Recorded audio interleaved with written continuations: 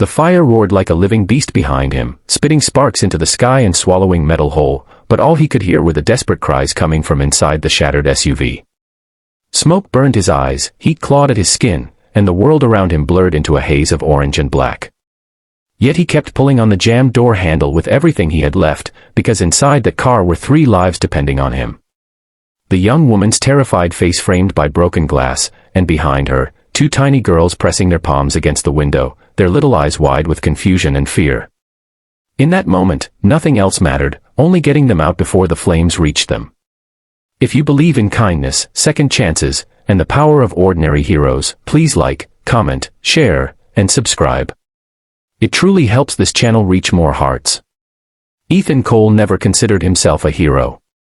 He was a small-town mechanic, the quiet type who preferred the company of engines over people, and whose life had been shaped more by loss than triumph.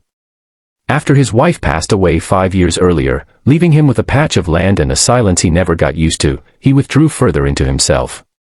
Folks in town knew him as the man who worked hard and spoke little. But inside the walls of his weathered farmhouse, Ethan carried a weight that never really left him, the weight of knowing he couldn't save the one person he loved most. That late summer afternoon, he had been driving home from delivering repaired farm equipment when he noticed the overturned car in the field off the highway. Flames licked the vehicle's undercarriage. No emergency lights. No sirens. No help in sight. Ethan slammed the brakes before he even realized what he was doing. Instinct, maybe. Or memory. He ran, fueled by a kind of terror he hadn't felt since the day he lost his wife. But this time, he wasn't too late. By the time he reached the wreck, the air shimmered with heat. He could barely make out the interior through the smoke. A young woman in her 20s was trapped in the front, bruised, shaken, bleeding from small cuts. In the back seat were twins, maybe 2 or 3 years old, clinging to a teddy bear as they stared out at the chaos. The fire was growing fast, creeping toward the gas tank. Ethan didn't stop to think. He reached for the front passenger door, already hot to the touch, and yanked so hard he felt the muscles in his arms scream. It didn't budge. He sprinted around to the other side, found the driver's door smashed beyond use. The clock inside his head was ticking louder than the fire itself. He grabbed a metal rod lying nearby, remains of the broken bumper, and smashed the back window. Glass exploded outward. The little girls flinched but didn't cry. Their shock was too deep for sound. Ethan squeezed his body halfway into the wreck, unbuckling the first twin with trembling hands. His arms felt weak, but adrenaline shoved him forward. He lifted her out and carried her several yards away before running back for the second. The fire crackled louder now, almost triumphant. He reached in again, urging the other girl free. As he turned to set her down beside her sister, he saw the flames curling over the hood, spreading like fingers. The mother was still inside. Pain shot through his ribs as he lunged for the front, planting his feet and pulling on the jammed handle with every ounce of strength he had ever known. Smoke poured from the shattered window, making him cough and gag, but he refused to let go. The woman's terrified eyes locked with his. Something inside him, something old and aching, ignited. He would not fail this time. Not again. One last pull, and the door gave way. Ethan grabbed her under the arms, dragging her out just as the flames surged into the front seat. He carried her away from the inferno, gently resting her beside her daughters before collapsing onto the dusty ground, lungs burning, vision flickering. The explosion came seconds later, a booming blast that vibrated through the earth.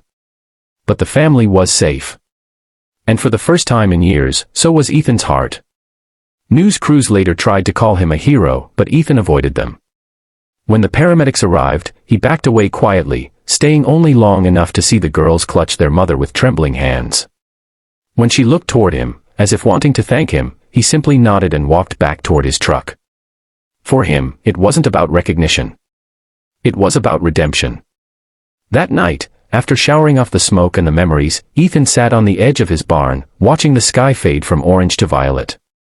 He replayed the moment the door finally gave way, how it felt to save someone instead of losing someone. Sleep came slow but peaceful.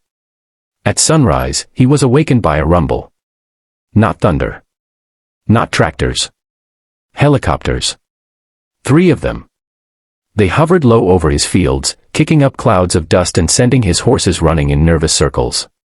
Ethan shielded his eyes and stepped outside, thinking maybe there had been some sort of emergency nearby. But then one helicopter lowered itself onto his pasture, landing with a heavy thud. The side door slid open. A woman stepped out. She was the mother from the wreck, clothes clean now, her blonde hair pulled back, though her face still carried the marks of yesterday's terror. Beside her, holding hands, were the twins, each with small bandages on their arms. They looked different today, less frightened, more curious. The teddy bear was still tucked safely under one girl's arm. Ethan froze, unsure what to do. He wasn't used to visitors. Certainly not helicopter visitors. The woman walked toward him across the field while the other two helicopters landed behind her. Out stepped paramedics, officials, cameramen, even the county sheriff. Ethan felt his stomach twist. He didn't want the attention. But when the woman reached him, all she did was take his rough, calloused hands in hers and bow her head lightly. She told him she had spent all night searching for the men who had saved her daughters, calling police, hospitals, local stations, until someone recognized his truck and directed her here. She told him that no words could match what he had given her. That he had given her back her entire world. Ethan's throat tightened. He looked down at the twins. They were staring up at him with wide, solemn eyes. One of them stepped forward and handed him the teddy bear. He tried to refuse, but she pushed it gently into his hands, as if gifting him something sacred. Before Ethan could speak, the county sheriff approached. He explained that the woman had insisted on coming personally and that the helicopters belonged to a nearby charity foundation her family was connected with. They were here not for publicity, he said, but because she wanted to repay the men who ran toward a burning car without hesitation. Ethan shook his head. He didn't want payment. He didn't want rewards. He didn't save them for that. But the sheriff told him it was something different.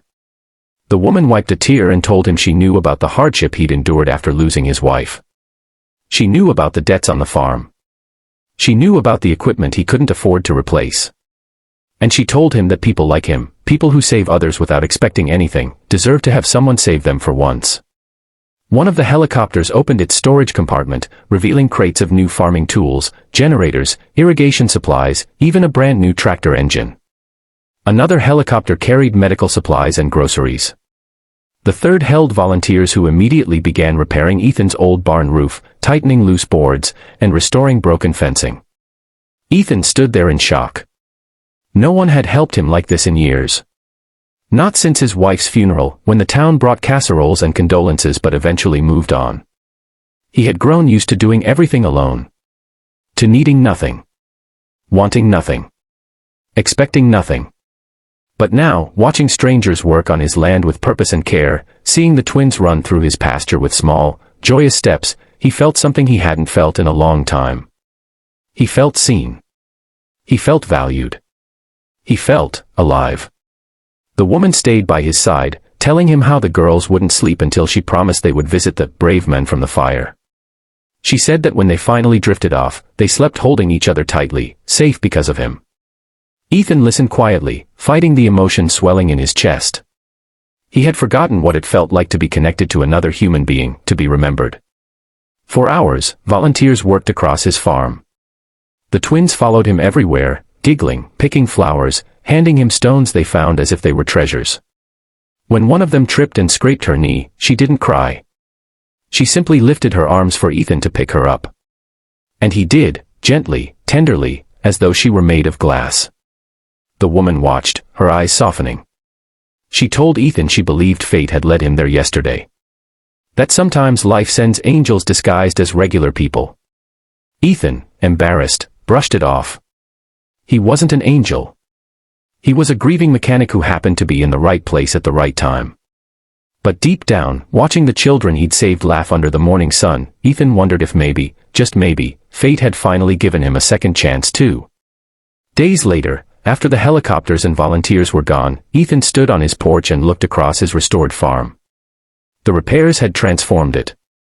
The silence felt different now, not heavy, but peaceful.